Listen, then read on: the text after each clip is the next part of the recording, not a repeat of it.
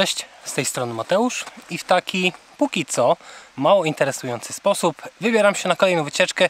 Tym razem wymyśliłem sobie Kozi Wierch i to o wschodzie słońca, więc czeka mnie jakieś 5 godzin marszu przez taki ciemny las.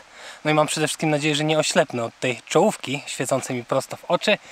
Co z tego wyjdzie? Czy się uda? Czy dopiszą warunki? Zapraszam, przekonajmy się.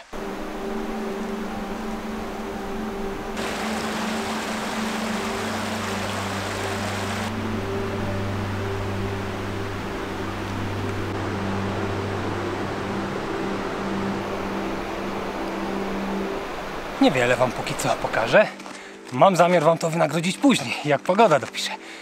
No ale rzeczywiście jest bardzo ciemno, a zwłaszcza wtedy te wszystkie niedoskonałości sprzętu fotograficznego wychodzą. No, żałuję, że nie możecie zobaczyć tego, co ja widzę własnymi oczami, bo idę sobie z takim najniższym trybem czołówki. No i gdzieś nad graniami świecą gwiazdy. Jest naprawdę bardzo klimatycznie. No ale ruszyłem sobie takim raczej klasycznym szlakiem. Wystartowałem na najukochańszym parkingu turystów, czyli na Palenicy Białczańskiej, a później szedłem najbardziej znanym asfaltem w naszym kraju, czyli tym nad Morskie Oko. No i tuż za wodogrzmotami Mickiewicza odbiłem do Doliny Roztoki. Właśnie tutaj jestem. No i dreptam w kierunku 5 stawów. Stamtąd będę wychodził na ten Kozi Wierch. Postaram się wam wszystkie te widoki pokazać w drodze powrotnej. A teraz lecę, żeby mi światło nie uciekło. Nie to, to o wschodzie.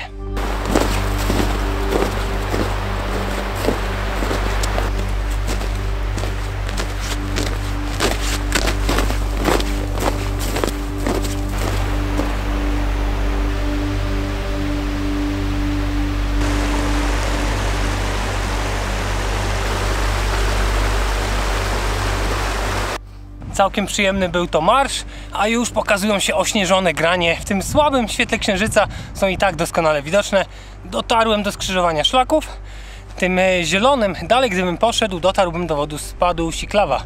I gdyby było lato, to pewnie tę drogę bym wybrał, zwłaszcza, że ten wodospad bardzo mi się podoba. Ale zimą, jest to wariant mocno niewskazany, więc chodzić tym czarnym z takim wariantem zimowym odbiciem. Pewnie i tak go nie zobaczycie, więc wspominam tak tylko kronikarsko. W razie gdybyście planowali jakąś zimową wycieczkę, zwróćcie na to uwagę. No i to jest też dobre miejsce, żeby pewnie założyć raki, kask. No tutaj będzie stromo, a i tak później mi się tam przydadzą już na podejściu. Tak więc do góry.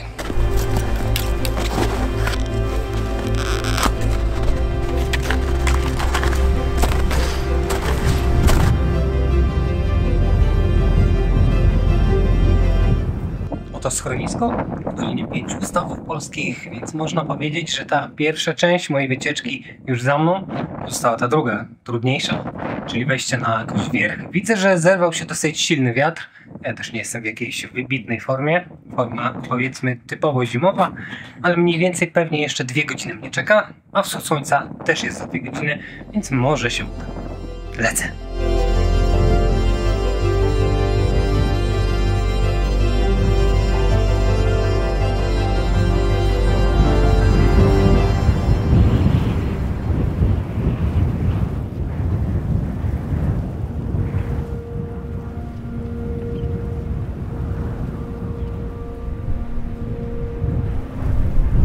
Straszna orka, no tyle wam powiem, ale chyba warto.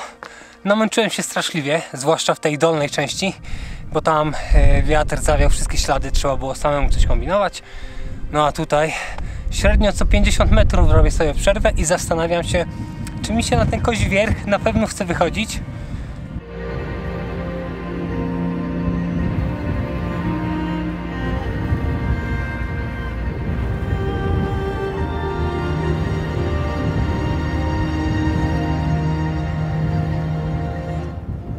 Ale chyba chcę. Już niedaleko, jestem powyżej 2000 metrów. Nie wiem, czy zdążę dokładnie na sam wierzchołek przed wschodem. Takie to uroki przyjeżdżania w Tatry zimą po kilku miesiącach siedzenia na tyłku. Strasznie mnie męczy to podejście. Ale i tak będzie ładnie, gdziekolwiek by mnie ten wschód nie złapał.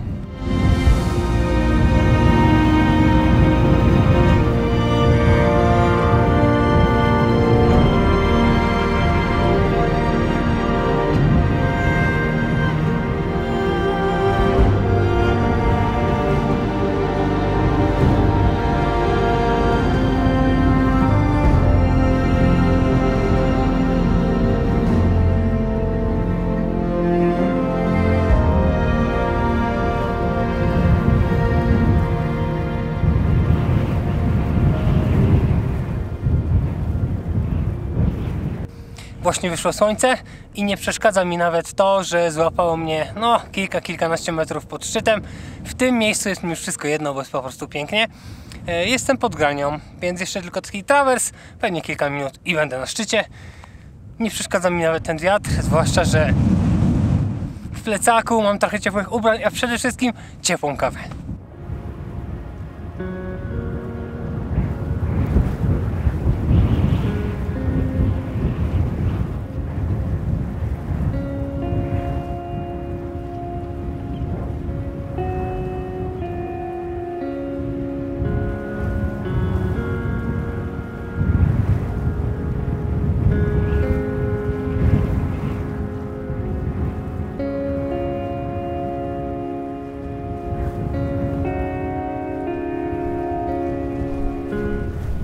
Przede mną już tylko taki kawałeczek Grani do pokonania. Tam w tle jest szczyt, Kozi Wierch. Ale nie spieszy mi się na niego jakoś bardzo, no bo sami zobaczcie, jak tu się spieszyć. A swoją drogą, konkretna lufa.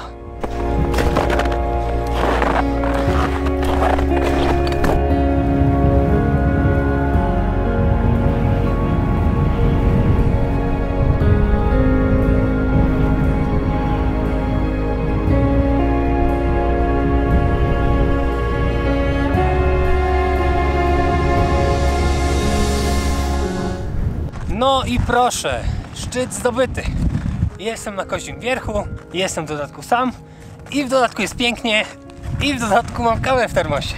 Wspaniały zapowiada się poranek, ale nie zapowiadał się tak rano, bo kiedy dotarłem do 5 stawów i taki mocny wiatr się zerwał, musiałem trochę torować tam w dolnej części. Największy problem i tak miałem sam ze sobą, bo jestem w fatalnej formie, zwłaszcza taka, powiedzmy to, siłowo-mięśniowa. W tych rakach się ciężko podchodziło, no ale powolutku. Warto było. I myślę, kto nie wyłączył tego filmu po tych kilku takich ciemnych ujęciach, zdradzających zupełnie nic, no teraz będzie miał nagrodę.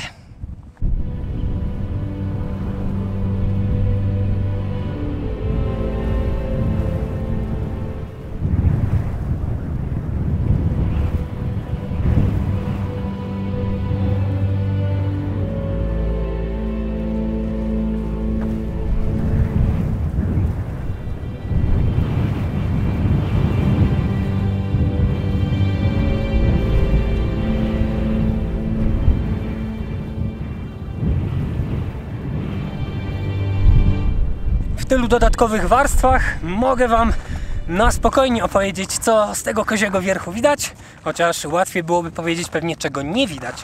Tak rozległa jest ta panorama. Tam piętrzą się Tatry Bielskie, charakterystyczna Możliwa Skała i Hawrań. I jest też oczywiście gigantyczny masyw lodowego szczytu. Są rysy z wysoką, tuż pod słońcem. Jest Gerlach. Są bardzo ciekawie wyglądające z tej perspektywy Mięguszowieckie szczyty. Jeżeli byliście kiedyś nad Morskim Okiem albo się będziecie wybierać i będziecie nad taflą, spojrzycie dokładnie przed siebie, to będą one. Nie pomylicie z niczym innym, bo te ściany piętrzą się prawie kilometr ponad taflę stawu. Niesamowicie wyglądają. Jest też Szpiglasowy Wierch. Z tej perspektywy taki skromny. No i w ogóle postaram się Wam wrzucić tutaj podpisy nad szczytami, jeżeli mój komputer na to pozwoli, bo zazwyczaj się krztusi przy takich akrobacjach. No a z tej strony jest mur Chrubego, Krywań, Narodowa Góra Słowaków, Świnica oczywiście i mniej oczywiście Kościelec, bo Kościelec pięknie prezentuje się z nad tafli Czarnego Stawu Gąsienicowego, a z tej strony wygląda trochę jak ja po przebudzeniu, czyli tak... Jest też Giewont w oddali, a tam Beskidy piętrzą się na horyzoncie. Moje Beskidy. Jest Babia Góra, są Gorce, jest Beskid Wyspowy. No przepiękna jest ta panorama, a dzisiaj jeszcze warunki są niesamowite. Jak mogłem się zaplątać w to? Jak to jest możliwe? Powiedzcie mi.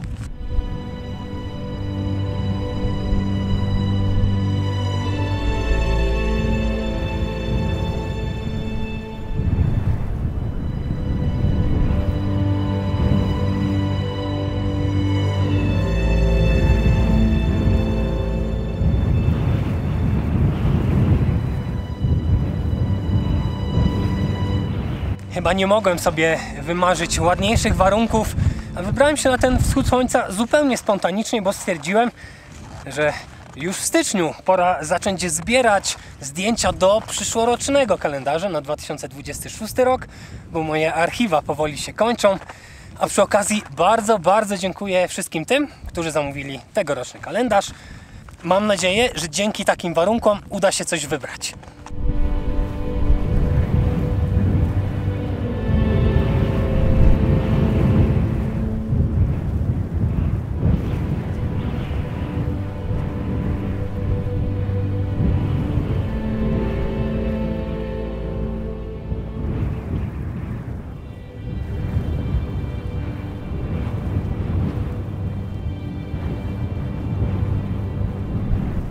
No dobrze, pora pewnie się zbierać, a Kozi Wierch, co ciekawe, to najwyższy, wybitny szczyt, który położony jest w całości w granicach Polski.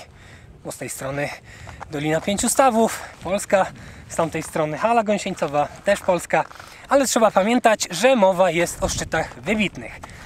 No i tych, które leżą w całości w naszych granicach. No bo wierzchołek Rysów, uchodzący za ten najwyższy wierzchołek w Polsce, dzielimy z naszymi sąsiadami, ze Słowakami. No a teraz ruszam w drogę powrotną, bo czeka mnie jeszcze kawał drogi na tę Palenicę Białczańską, do tego wspaniałego parkingu. Ale najpierw Dolina Pięciu Stawów, to zejście też wydaje się dosyć strome. No ale że jest taka piękna pogoda, to będę sobie powoli schodził i pokażę Wam, czego nie widzieliście, kiedy tutaj podchodziłem.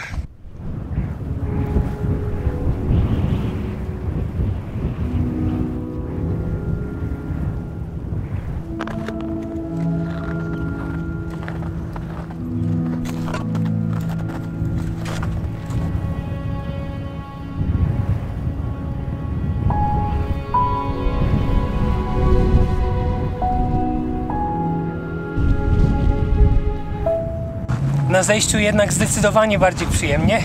Raz, że pomaga grawitacja, co dla moich zmęczonych nóg oznacza błogosławieństwo, a dwa, no widać coś, jest zupełnie inaczej.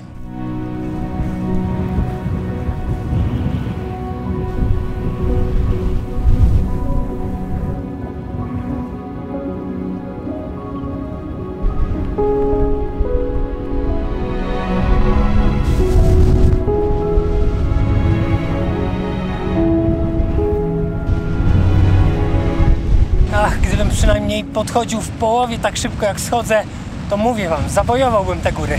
Ale rzeczywiście sprawnie się obniżam i widzę przed sobą już schronisko w Dolinie Pięciu Stawów. Ze szczytu też było je widać oczywiście, ale było takim malutkim punkcikiem. No zerknijcie i policzcie, ile sekund zajmie Wam namierzenie go. Zwłaszcza kiedy jest przysypany śniegiem.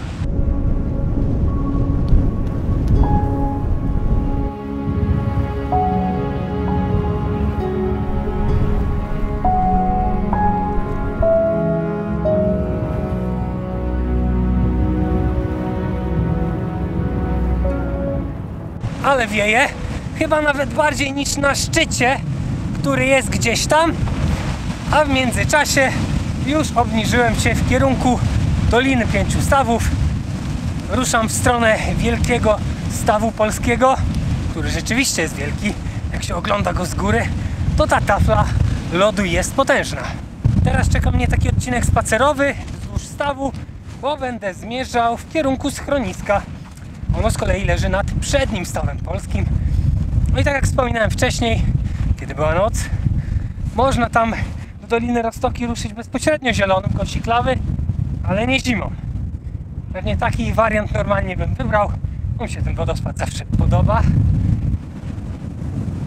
Wieje, ale w taki, powiedziałbym, magiczny dosyć sposób.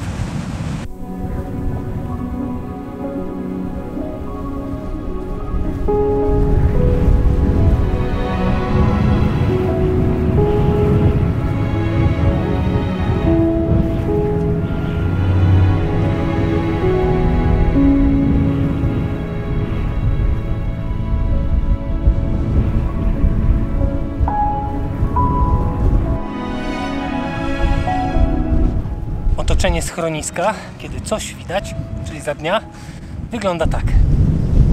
No i widzę, że poszczęściło mi się też z pogodą, bo te chmury utrzymywały się na idealnym pułapie w sam raz. Tak, żeby było fotogenicznie i po prostu ładnie, ale też żeby nadawało jakiegoś takiego dynamizmu, bo tutaj odkąd zszedłem do doliny, to dosyć zachmurzone to niebo. Mimo wszystko bardzo lubię te warunki, kiedy chmury przetaczają się przez szczyty. Trzeba być dobrym obserwatorem, bo czasami coś mignie pomiędzy chmurami i rzeczywiście można nacieszyć oczy. Pora na przerwę.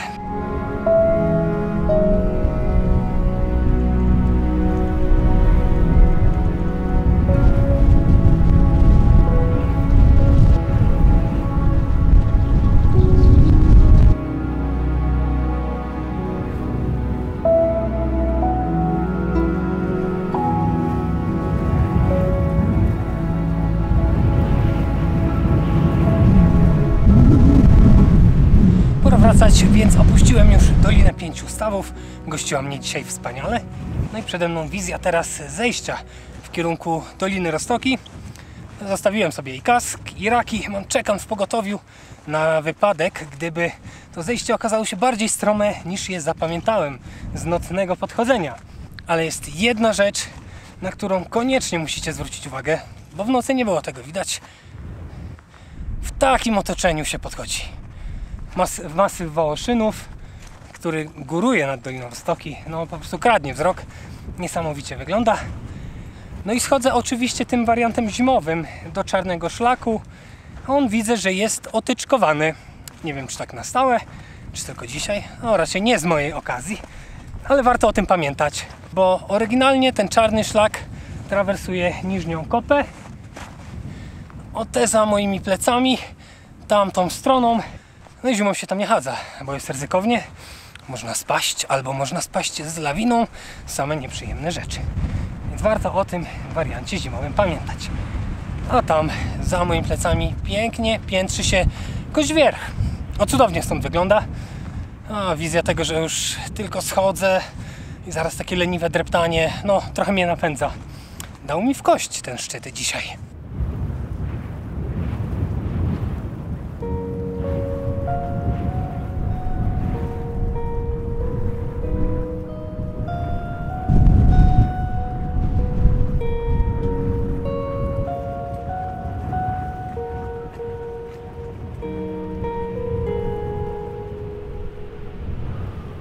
No i dotarłem do tego znaku, który miałem w nocy. Godzina 40 do parkingu, ale już raczej takiego leniwego dreptania. W nocy nie widzieliście? To patrzcie, jakie tutaj jest otoczenie.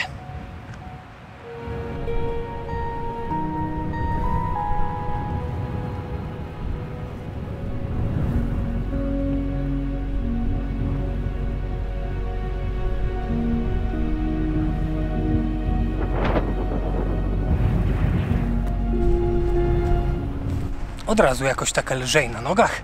Myślę, że te raki nie będą mi tutaj już potrzebne, bo ten teren raczej tak łagodnie sprowadza niżej, a nie kojarzę żadnych takich bardzo śliskich fragmentów. Chociaż mam nadzieję, że się to na mnie nie zemści, bo nie chciałoby mi się po prostu wyciągać ich jeszcze raz z plecaka. Chodzi po prostu o moje lenistwo, nie ma innego powodu.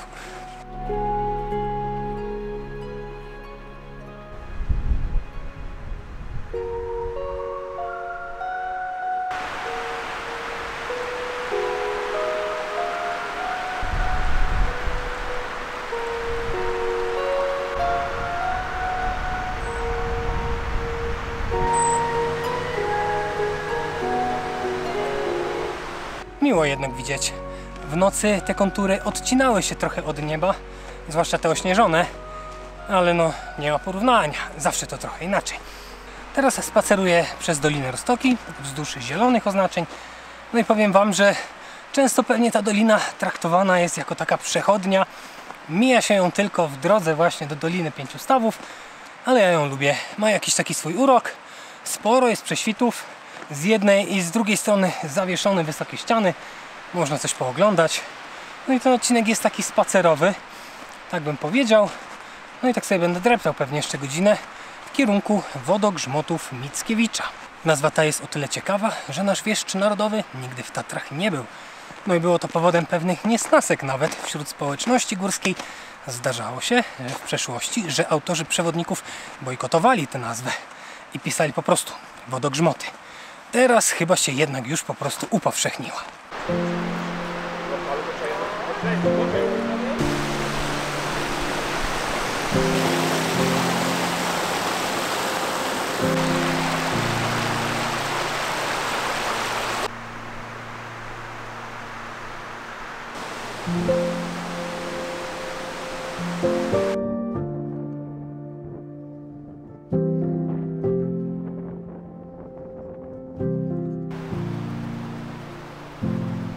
Powiem wam, że dosyć mocno wymęczył mnie ten koźwierch, ale to też wina tego, że się w ogóle nie wyspałem. Ruszyłem po prostu tak jak stałem. Tak bardzo zależało mi na tym wschodzie słońca.